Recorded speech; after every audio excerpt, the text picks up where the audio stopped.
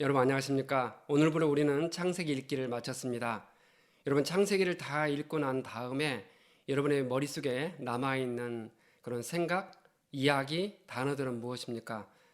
저는 그 사람과 옷에 관한 그 기억이 남습니다. 창세기의 처음 주인공은 아담이었고 마지막 주인공은 요셉이었습니다. 이 두 분의 공통점은 사람이 만든 옷을 입고 나중에는 하나님이 입혀준 그 옷을 입었다는 것입니다. 여러분, 옷은 기능이 있죠. 사람의 몸을 보호해주는 어떤 기능이 있고, 또한 옷은 사람을 아름답게 만들어주는 그런 기능이 있습니다. 그리고 옷의 종류에는 사람이 만든 옷도 있고 하나님이 만들어준 옷, 하나님이 입혀준 옷이 있다고 생각합니다. 자, 아담부터 한번 살펴보겠습니다. 창세기 2장 25절에 보면 아담과 그의 아내 두 사람이 벌거벗었으나 부끄러워하지 아니하니라 이렇게 나와 있습니다. 아담과 하와가 범죄한 후에 이제 부끄럽게 되었죠. 그래서 그들은 3장 7절에 보면 이에 그들의 눈이 밝아져 자기들의 벗은 줄을 알고 무화과나무 잎을 엮어 치마로 삼았더라. 그들은 자신들의 부끄러움을 가리기 위해서 무화과나무로 옷을 만들어서 입었습니다. 그것은 한시적이죠. 햇볕에 의해서 말라버리고 금방 사라질 것입니다. 창세기 3장 21절에 보면 여호와 하나님이 아담과 그의 아내를 위하여 가죽옷을 지어 입히시니라. 아담과 하와는 하나님의 가죽옷을 입었습니다. 이제 가죽옷을 입으려면 짐승이 죽어야 합니다. 아담과 하와는 온 인류의 조상이죠. 그들이 가죽옷을 입었다. 그래야 사는 거죠. 아담이 930년간 살았어요. 그러니까 그 한 벌로 입혀지지 않았겠죠. 계속해서 가죽옷을 입으려면 아담이 짐승을 죽여야 했을 것입니다.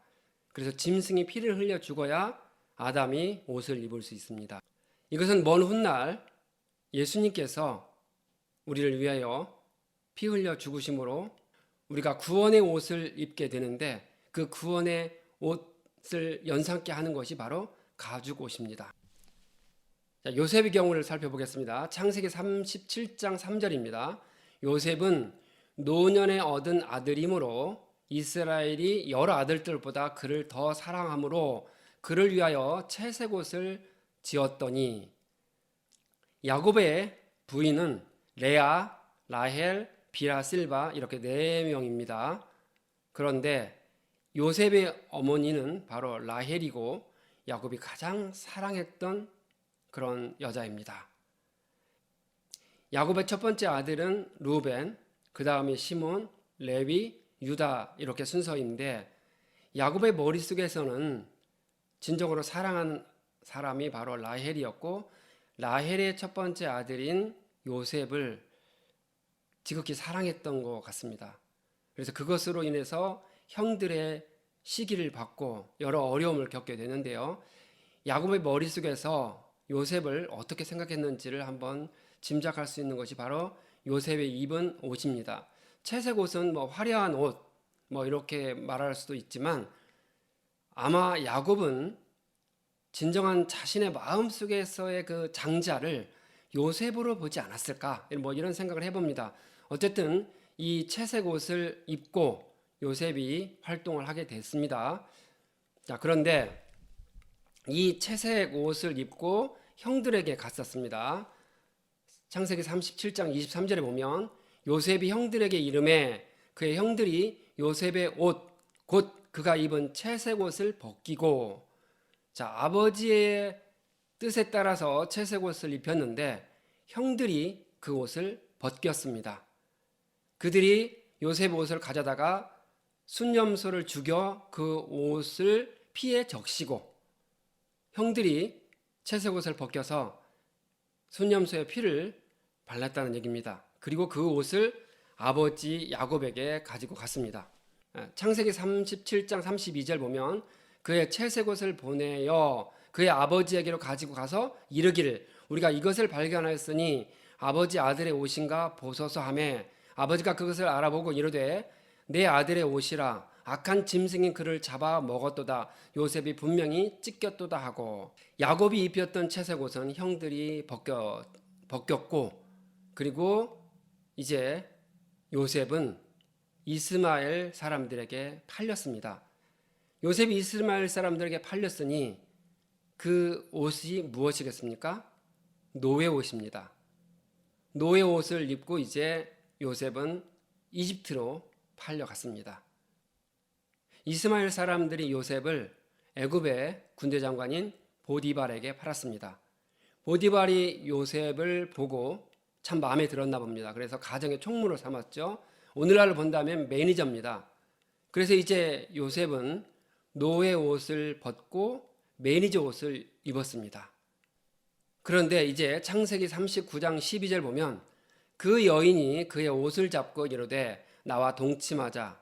그러나 요셉이 자기의 옷을 그 여인의 손에 버려두고 밖으로 나가매 그 여인이 요셉이 그의 옷을 자기 손에 버려두고 도망하여 나감을 보고 보디발에 의해서 입혀진 매니저 옷은 보디발의 아내에 의해서 벗겨졌습니다. 요셉은 옷을 벗어두고 도망쳐 나왔습니다. 이 사건으로 인해서 요셉은 감옥에 갇히게 됩니다.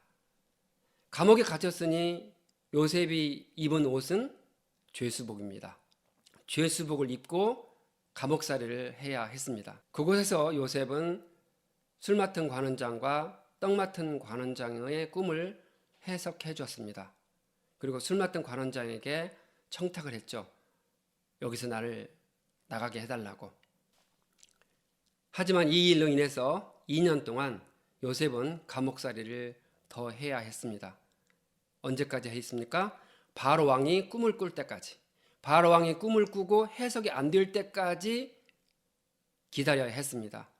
그런데 어느 날 바로 왕이 꿈을 꾸고 해석이 안 되어서 그것이 난감해하고 있었을 때 그때 술 맡은 관원장이 요셉을 기억하고 바로 왕에게 요셉의 이야기를 했으며 그래서 바로 왕이 요셉을 감옥에서 나오게 합니다. 요셉의 꿈 해석을 들은 바로 왕이 감동을 했습니다. 그래서 이와 같이 하나님의 영에 감동된 자를 우리가 어떻게 얻을 수 있겠는가 라고 말하면서 요셉에게 옷을 입혀 주었습니다. 창세기 41장 14절입니다. 이에 바로가 사람을 보내어 요셉을 부르매 그들이 급히 그를 옥에서 내놓은지라 요셉이 곧 수염을 깎고 그의 옷을 갈아입고 바로에게 들어가니 이제 요셉의 죄수복은 바로 왕에 의해서 벗겨졌습니다. 어느 날 갑자기 창세기 41장 41절입니다. 바로가 또 요셉에게 이르되 내가 너를 애굽의 온 땅의 총리가 되게 하노라 하고 자기의 인장 반지를 빼어 요셉의 손에 끼우고 그에게 세마포 옷을 입히고 금 사슬을 목에 걸고 자기에게 있는 버금술에 그를 태우매 무리가 그 앞에서 소리 지르기를 엎드리라 하더라. 바로가 그에게 애굽 전국을 총리로 다스리게 하였더라. 이제 요셉은 바로 왕에 의해서 세마포 옷을 입었는데 이 옷은 요셉이 총리가 되었다는 의미로 입혀진 옷입니다. 옷은 직분, 직위 이런 것들을 상징합니다. 그래서 우리가 그 사람이 옷을 벗었다. 그 사람이 경찰관의 옷을 벗었다 한다면 경찰관의 지위가 끝났다 이런 의미로 받아들여지는 것입니다. 요셉은 바로 왕에 의해서 세마포 옷을 입게 되었고 그것은 바로 총리가 되었다는 사실을 알려주는 것이었습니다. 요셉이 입은 세마포 옷은 누가 입혀줬습니까? 물론 바로에 의해서 입혀졌습니다. 그러나 요셉이 꿈을 해석한 것은 자신의 능력이나 사람의 능력으로 사람의 지혜로 된 것이 아니라 하나님이 그에게 지혜를 주셨고 명철을 주셨기 때문에 가능했던 것입니다. 따라서 요셉은 이제 하나님이 바로를 통해서 입혀준 옷 세마포 옷을 입게 되었습니다. 그런데 이 세마포 옷은 요셉이 죽을 때야 그 옷을 벗었습니다. 근데 이 세마포 옷에 대해서 좀 앞으로 이제 읽을 본문에 나와 있는 내용들 한번 본다면요. 계시록 19장 8절에 그에게 빛나고 깨끗한 세마포 옷을 입도록 허락하셨으니 이 세마포 옷은 성도들의 옳은 행실이로다 하더라. 하늘에 있는 군대들이 희고 깨끗한 세마포 옷을 입고 백마를 타고 그를 따르더라. 우리는 사람들이 만든 옷을 돈으로 사서 입고 지냅니다. 혹은 재주가 좋은 분들은 자신 직접 옷을 만들어 입기도 합니다. 그런데 우리의 직분을 상징하는, 우리의 직위를 상징하는 그 옷은 우리가 만들어서 입으면 한계가 있다는 것입니다. 하나님이 우리에게 입혀줘야 합니다. 여러분, 하나님께서 사람을 창조하시고 그렇게 말씀하셨죠. 하나님이 보시기에 심히 좋았다라고. 그러나 창세기의 내용들을 우리가 살펴보면 인간이 죄를 짓고 난 다음에 하나님이 근심하시고 한탄하셨다고 나왔습니다. 그래서 창세기 시작은 하나님이 보시기에 심히 좋았다라고 시작했지만 중간의 인물들을 보면 너무나도 어려운, 하나님의 마음이 슬프고 근심하고 한탄하시는 그런 내용들이 나와 있습니다. 창세기가 끝나면서 요셉이 했던 말들은 하나님의 마음을 좋게 만들었다고 생각이 됩니다. 요셉이 형들 앞에서 자신을 고백했던 내용 살펴보겠습니다. 창세기 45장 7절에 보면 하나님이 큰 구원으로 당신들의 생명을 보존하고 당신들의 후손을 세상에 두시려고 나를 당신들보다 먼저 보내셨나니 그런즉 나를 이리로 보낸 이는 당신들이 아니요 하나님이시라. 하나님이 나를 바로에게 아버지로 삼으시고 그 온 집의 주로 삼으시며 애굽 온 땅의 통치자로 삼으셨나이다. 요셉이 팔려와서 참 억울했을 것이고 힘들었을 것입니다. 억울하게 누명을 쓰고 감옥에 갇히기도 했죠. 그런데 자신이 총리 옷을 입고 총리가 되어서 형들을 만났을 때 자신의 삶에 대해서 해석이 된 것입니다. 하나님이 큰 구원으로 당신들의 생명을 보존하고 당신들의 후손을 세상에 두시려고 나를 당신들보다 먼저 보냈다. 여러분, 저는 올해 처음 시작하면서 말씀이 생명입니다. 말씀이 생명입니다를 계속 반복하고 있습니다. 말씀이 진짜 생명인 것이죠. 예수님의 말씀이 생명이고 하나님의 말씀이 생명입니다. 요셉은 자신의 삶이 해석이 잘 되지 않았던 약 22년의 세월 지나가야 했습니다. 총리가 되어서 형들을 만나고 보니 이래서 하나님께서 먼저 나를 보내셨었구나. 이래서 생명을 구하시려고 나를 먼저 보내셨구나 라고 알게 된 것이죠. 자, 그런데 야곱과 함께 이집트에서 살다가 야곱이 이제 죽었습니다. 그 기간은 요셉이 팔려온 지 약 39년의 세월이 흘렀던 시간인데요. 형들이 아버지를 장례를 치르고 와서 두려워하며 요셉에게 용서를 구하는 것입니다. 오랜 세월이 지났지만 형들의 죄책감은 사라지지 않고 여전히 두려워하고 있던 것입니다. 그때 요셉이 이런 말을 했습니다. 창세기 50장 19절입니다. 요셉이 그들에게 이르되 두려워하지 마소서 내가 하나님을 대신하리이까 당신들은 나를 해하려 하였으나 하나님은 그것을 선으로 바꾸사 오늘과 같이 많은 백성의 생명을 구원하게 하시려 하셨나니 이제 요셉은 형들에게 눈물로 위로를 해주고 있습니다. 더 이상 그 문제에 대해서 거론하지 마십시오. 내가 하나님을 대신하겠습니까? 하나님이 하신 것입니다. 당신들은 나를 해하려 했지만 하나님은 그것을 선으로 바꾸셨습니다. 그래서 내가 총리의 옷을 입고 이렇게 애굽에서 활동을 한 것은 나의 꿈이 아니라 하나님의 꿈이 나를 통해서 이루셨고, 그리고 그 꿈은 여러분과 제가 만들어 가야 하는 겁니다 라고 얘기하는 것이죠. 그러면서 그렇게 말을 했을 때 형들에게 위로가 되었을 것입니다. 말씀을 정리하고자 합니다.